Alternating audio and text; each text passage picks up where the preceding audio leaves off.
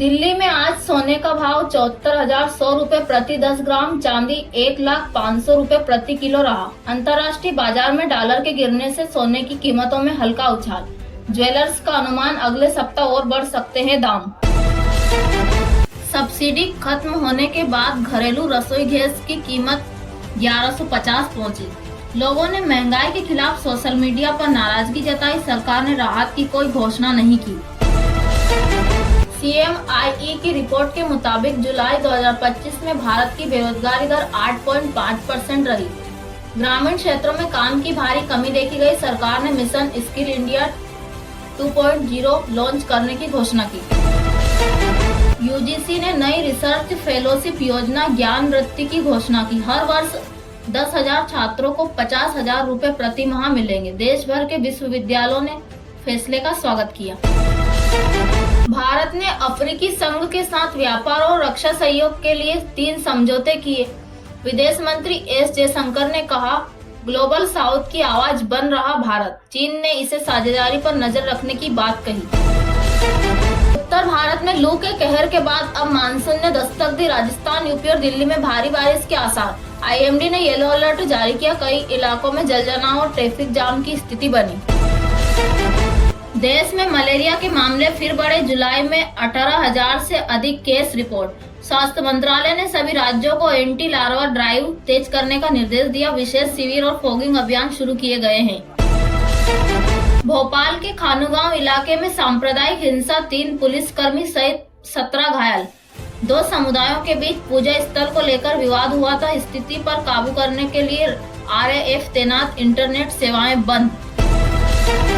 रणबीर कपूर की film politics 2025 ने पहले हफ्ते में 112 करोड़ रुपए की कमाई की। फिल्म में भ्रष्टाचार और सत्ता संघर्ष पर आधारित कहानी को दर्शकों ने सराहा। रणबीर की एक्टिंग को लेकर सोशल मीडिया पर तारीफ की जा रही है।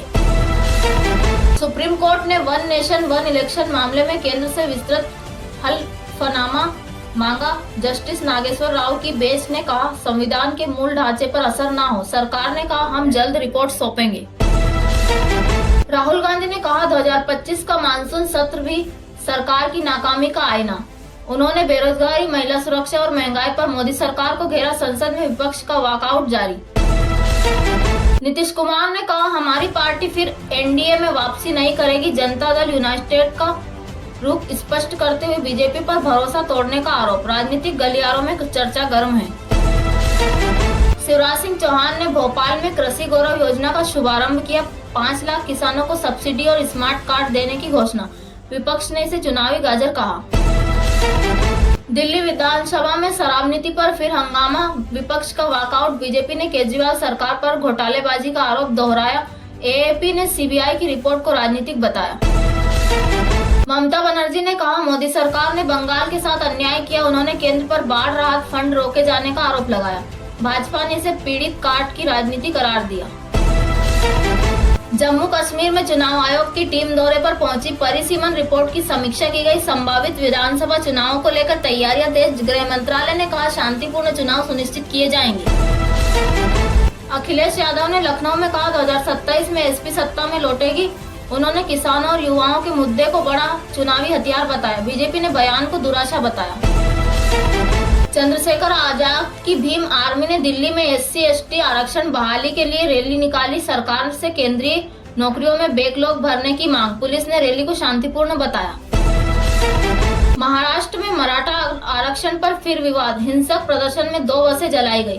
प्रदर्शनकारियों ने सरकार पर वादा खिलाफी का आरोप लगाया। राज्य सरकार ने विशेष सत्र बुलाने की घोषणा की। केरल के कोझिकोड में PFI से जुड़े 4 संदिग्ध गिरफ्तार। हथियार बरामद। ATS ने छापेमारी में कई डिजिटल दस्तावेज जब्त किए। NIA जांच की सिफारिश की गई। इसरो ने कहा, गगनयान मिशन की पहली मानव रहित उड़ान अक्टूबर 2025 में होगी। अभियान के तहत 2 डमी एस्ट्रोनॉट भेजे जाएंगे। पूरे मिशन का नेतृत्व महिला वैज्ञानिकों की टीम कर रही है। जुलाई में देश में खुदरा महंगाई दर 6.6% पर बनी रही। सबसे ज्यादा बढ़ोतरी सब्जियों और डेयरी उत्पादों में दर्ज की गई। सरकार ने स्टॉक लिमिट नियम लागू करने की बात कही। पेट्रोल 103 रुपए 10 पैसे और डीजल 90 रुपए 40 पैसे प्रति लीटर पर पहुंचा। सरकार तेल कंपनियों ने 4 दिन में दूसरी बार दाम बढ़ाए। विपक्ष ने इसे जन विरोधी फैसला बताया।